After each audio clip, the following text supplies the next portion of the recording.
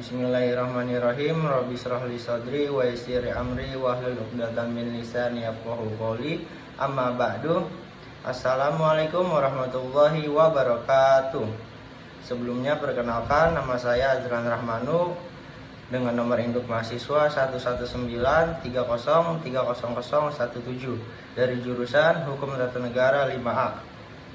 Dalam pengambilan video ini saya akan melaksanakan ujian akhir semester dari mata kuliah Hukum dan Administrasi Pemerintahan Daerah yang diampu oleh Bapak Dr. Haji Ai Sofyan, MSI, dan dosen kedua Bapak Lutfi Farul Rizal, SSY, MH. Baik, untuk pembahasan pertama saya akan membahas tentang kewenangan pemerintah daerah kabupaten dalam pemikiran daerah berkaitan dengan kesejahteraan masyarakat.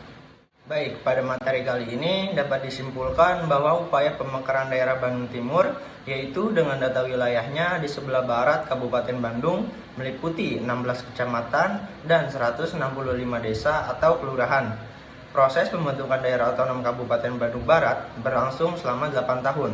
Wacananya muncul tahun 1999. Untuk wilayah Kabupaten Bandung Timur akan meliputi bagian timur wilayah Kabupaten Bandung sekarang, terdiri dari 15 kecamatan dan 147 desa atau kelurahan, tepatnya 140 desa dan 3 kelurahan.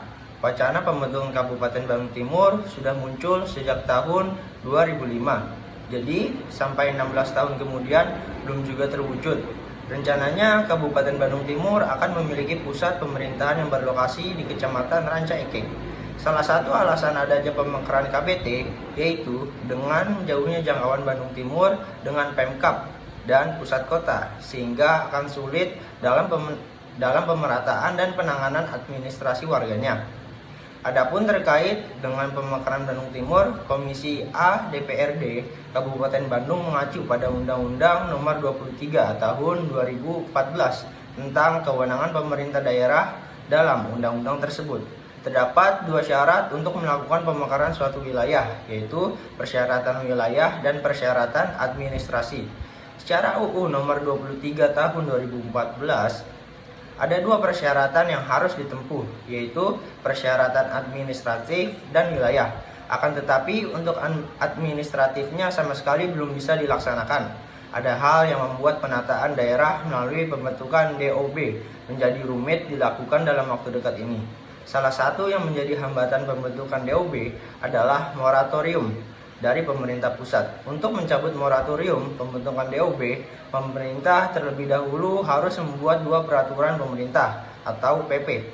2 PP tersebut berinduk pada Undang-Undang Nomor 23 Tahun 2014 Pemerintah Daerah. PP pertama yang harus dibuat adalah tentang pembentukan, penggabungan, dan pembubaran daerah otonom yang mengatur tata laksana, prosedur, dan sebagainya. PP kedua yang harus ada adalah desain besar penataan daerah untuk menentukan strategi dan kuota pemekaran masing-masing provinsi. Jika 2 PP itu sudah ada, baru moratorium dicabut dan semua daerah bisa menindaklanjuti rencana pembentukan DOB. Baik, untuk pembahasan yang kedua, di sini saya akan membahas upaya pemekaran Garut Selatan. Pada materi kali ini dapat disimpulkan bahwa upaya pemekaran Garut Selatan adanya pembentukan daerah otonomi baru Garut Selatan. Tentunya perlu didukung oleh sumber daya yang ada. Artinya perlu meningkatkan kualitas masyarakat setempat melalui peningkatan pendidikan agar siap mengelola dan mengembangkan daerah yang nanti sudah disahkan menjadi kabupaten baru. Dengan data yang diperoleh dari BPS daerah Kabupaten Garut Selatan, pada tahun 2019, kabupaten ini memiliki wilayah dengan luas 306.519 km, yang mana jumlah penduduknya ialah sekitar 2,6 jiwa, yang mereka tersebar di dalam 42 kecamatan, 21 kelurahan, dan 421 desa. Karena jumlah wilayah yang luas dan jumlah penduduk yang sangat banyak, maka hal tersebut mengakibatkan ketidakseimbangan atas kemampuan pemerintahan daerah Kabupaten Garut Selatan ini. Dan wilayah yang cukup luas ini mengakibatkan mempengaruhi jarak tempuh yang mana jauh dari pusat kota dan adanya keterbatasan sarana prasarana yang ada di daerah tersebut. Maka dari itu, pemekaran di Kabupaten Garut Selatan pun mendapatkan respon oleh pemerintahan Kabupaten Garut Selatan untuk dapat mendukung pemekaran daerah tersebut. Dan pada tahun 2013 ada rencana akan diadakan pembentukan Kabupaten Garut Selatan. Tapi sampai saat ini belum ada perkembangan dikarenakan adanya kebijakan moratorium yang dilakukan oleh pemerintahan pusat. Padahal pada saat ini masyarakat Garut Selatan telah antusias yang mana mereka ingin memisahkan diri dari Kabupaten Garut. Hal ini disebabkan karena Kabupaten Garut Selatan ini memiliki potensi yang mana sumber daya alam yang dimilikinya sangat kaya dan beragam. Sayangnya sumber daya alam ini belum terkelola dan tertata dengan baik.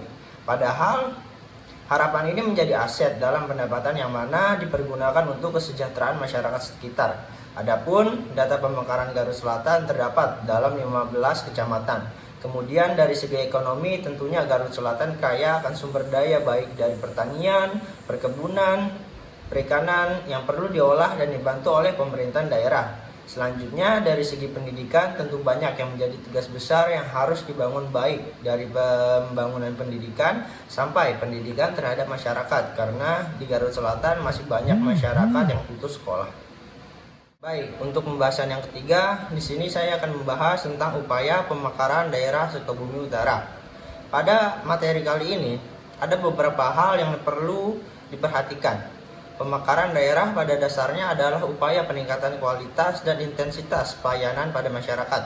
Dari segi pengembangan wilayah, calon daerah baru yang akan dibentuk perlu memiliki basis sumber daya yang harus imbang antara satu dengan yang lain. Hal ini perlu diupayakan agar tidak terjadi disparitas yang mencolok pada masa akan datang. Dalam suatu usaha pemekaran daerah akan diciptakan ruang publik yang merupakan kebutuhan kolektif, potensi dari ketersediaan lahan untuk pertanian. Wilayah Sukabumi Selatan memiliki potensi sebagai wilayah pusat pengembangan sektor pertanian atau komoditas pertanian. Kategori perekonomian yang mendominasi di Kabupaten Sukabumi adalah pertanian, perikanan, dan kehutanan, di mana kontribusi perekonomiannya.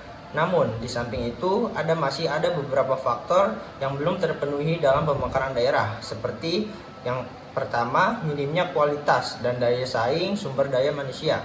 Yang kedua, belum terrealisasinya kesejahteraan sosial ekonomi masyarakat secara merata, konsisten, dan berkelanjutan.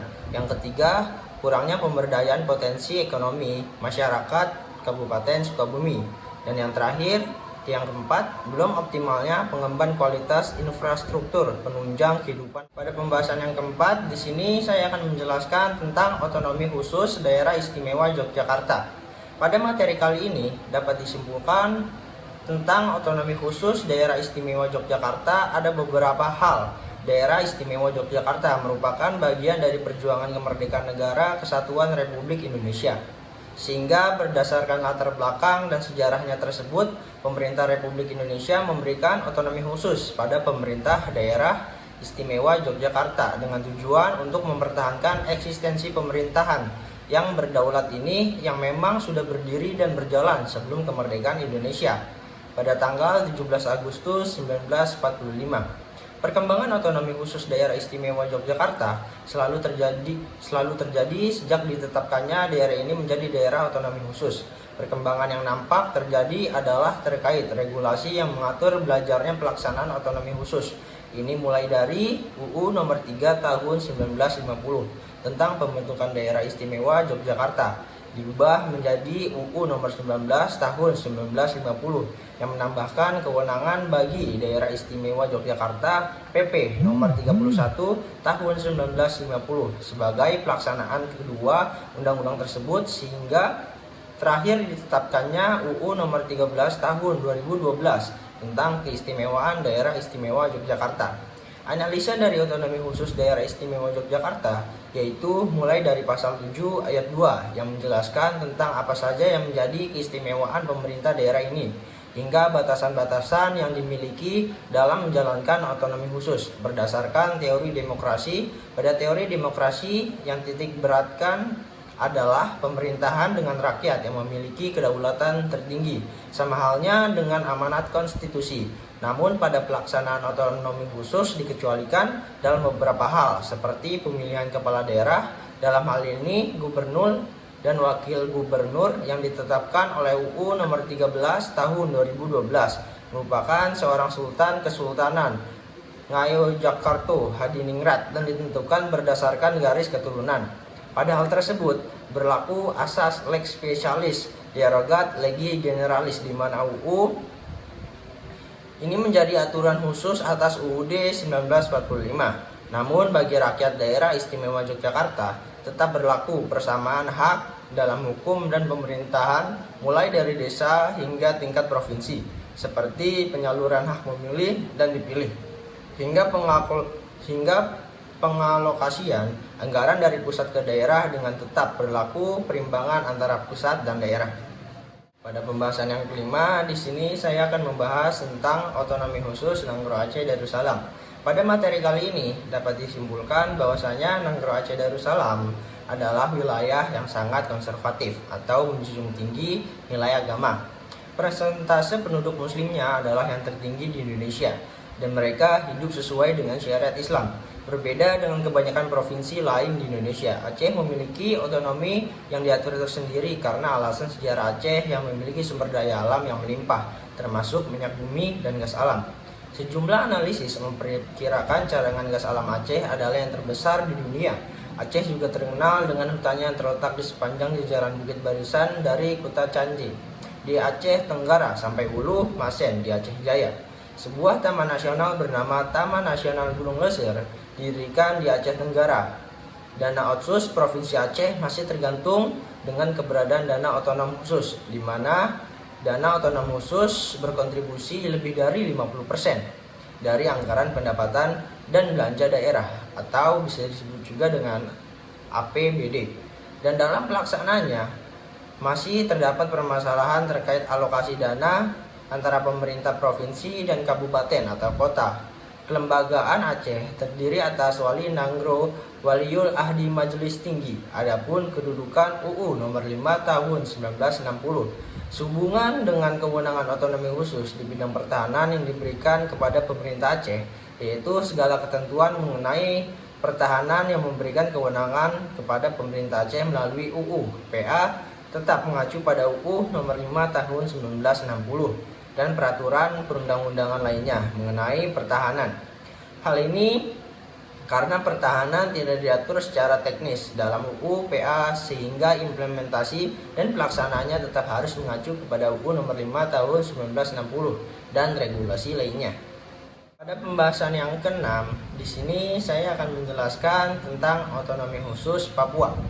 Pada materi kali ini dapat disimpulkan bahwasanya berdasarkan tujuan pemberian kewenangan khusus kepada daerah Papua ini sangatlah baik dan dapat berdampak positif jika kinerjanya maksimal bagi kelangsungan hidup masyarakat ras Melanesia. Ini namun realitanya pelaksanaan kebijakan ini belum sepenuhnya berdampak bagi masyarakat di distrik Mimika Timur.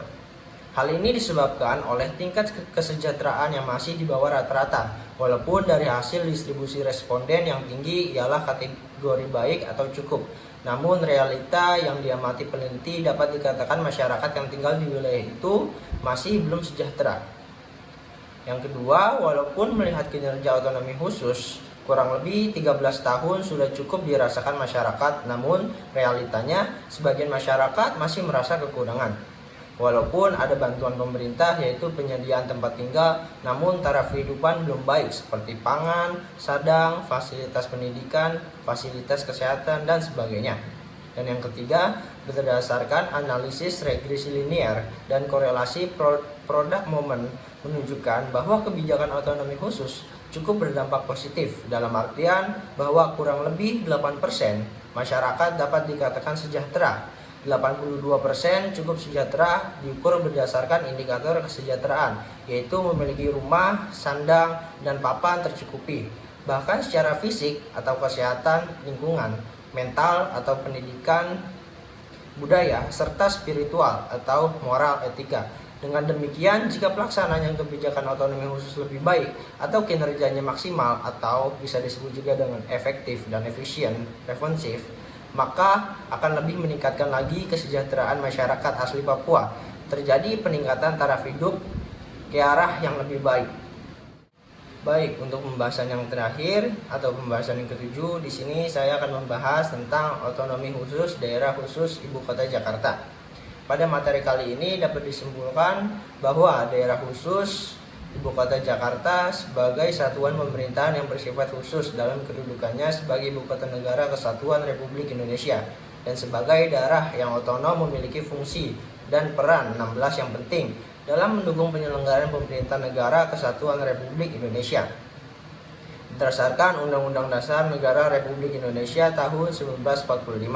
Oleh karena itu perlu diberikan kekhususan tugas, hak, kewajiban, dan tanggung jawab dalam penyelenggaraan pemerintah daerah.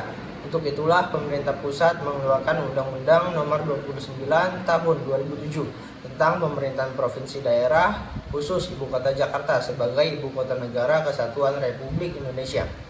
UU ini mengatur kekhususan Provinsi DKI Jakarta sebagai Ibu Kota Negara Indonesia. Aturan sebagai daerah otonom tingkat provinsi dan lain sebagainya tetap terikat pada peraturan perundang-undangan tentang pemerintahan daerah dalam pengembangan wilayah. Rencana struktur ruang DKI Jakarta merupakan perwujudan dan penjabaran dari struktur ruang kawasan perkotaan Jabodetabek Punjur. Sejalan dengan hal tersebut, maka perencanaan struktur ruang telah memperhatikan berbagai aspek lingkungan strategis yang diduga akan mempengaruhi perkembangan kota Jakarta secara keseluruhan. Rencana struktur ruang yang dikembangkan di DKI Jakarta meliputi 4 struktur ruang, yaitu sistem pusat kegiatan, sistem dan jaringan transportasi, sistem prasarana sumber daya air, dan sistem dan jaringan utilitas perkotaan. Sistem pusat kegiatan terdiri dari sistem pusat kegiatan primer dan sekunder. Sistem dan jaringan transportasi terdiri dari sistem dan jaringan transportasi darat, transportasi laut, dan transportasi udara. Selanjutnya, sistem prasarana sumber daya air terdiri dari sistem konservasi sumber daya air, sistem pendayagunaan sumber daya air, dan sistem pengendalian daya rusak air. Sedangkan sistem dan jaringan utilitas perkotaan terdiri atas sistem dan jaringan air bersih, sistem prasarana dan sarana pengolahan air limbah, sistem prasarana dan sarana pengolahan air sampah, sistem dan jaringan energi, serta sistem dan jaringan telekomunikasi. 3 pengaruh pemberian otonomi khusus bagi Provinsi DKI Jakarta dalam penyelenggaraan pemerintahan daerah. Jakarta sebagai Ibu Kota Negara Republik Indonesia memiliki peranan yang penting dalam mendukung penyelenggaraan pemerintahan Republik Indonesia, membangun masyarakat Jakarta yang sejahtera dan mewujudkan citra bangsa Indonesia. Maka DKI Jakarta diberikan kekhususan tugas, hak, kewajiban, dan tanggung jawab dalam penyelenggaraan pemerintahan daerah. Pemberian otonomi khusus bagi Provinsi DKI Jakarta tentu memiliki dampak atau pengaruh terhadap penyelenggaraan pemerintahan daerah DKI Jakarta.